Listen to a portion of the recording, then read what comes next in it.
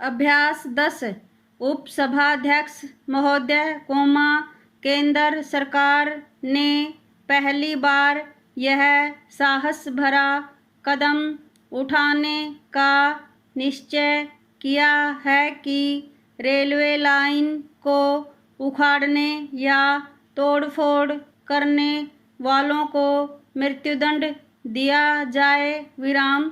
दुनिया के सभी देशों में राष्ट्रद्रोहियों को, चाहे वे जासूस हों या तोड़फोड़ करने वाले, इस तरह के कठोर दंड दिए जाने की व्यवस्था है। विराम। सरकार ने इस आशा से कि लोगों में सार्वजनिक संपत्ति की रक्षा करने की भावना जागेगी, इस तरह की कानूनी व्यवस्था से बचने की कोशिश की। विराम। एक कारण यह भी रहा कि मृत्युदंड समाप्त करने के पक्ष में जैसी जनभावना है, केंद्र सरकार ने उसका भी आदर करना उचित समझा। विराम।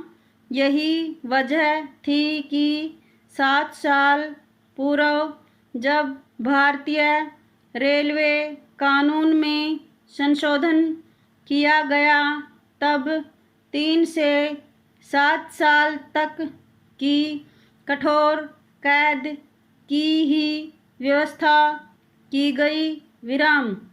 लेकिन इतने दिन तक संशोधन कानून पर अमल करने के बाद सरकार को बाध्य होना पड़ा कि वह तोड़फोड़ करने पर उतारू तत्वों के खिलाफ कठोर कार्रवाई करे। विराम। सीमाओं की रक्षा करने वाले जवानों को ले जाने वाली ट्रेनों में भी तोड़फोड़ की घटनाएं होने के बाद तो सरकार के लिए और भी आवश्यक हो गया कि वह इस दिशा में शीघ्र कोई कदम उठाए। विराम। Next stanza.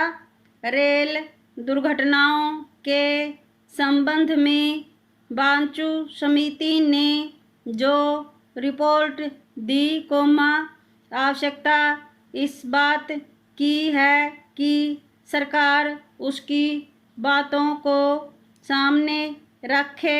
विराम। रिपोर्ट में कहा गया है कि पुलिस और स्वराष्ट्र मंत्रालय रेलवे दुर्घटनाओं को रोकने के लिए अपना दायित्व निभाने से कतराते हैं। विराम।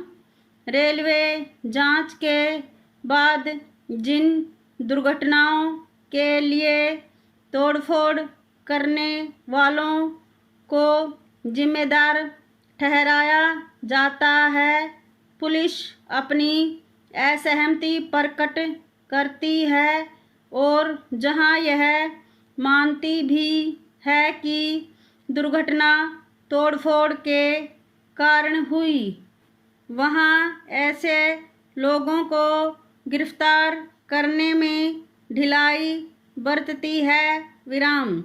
बांचू समिति ने कहा है कि पुलिस ने 27 तोड़फोड़ की घटनाओं में से सिर्फ 13 को ही स्वीकार किया और इनमें से भी 7 घटनाओं में वह मुलजिमों का पता लगाने में असफल रही। विराम।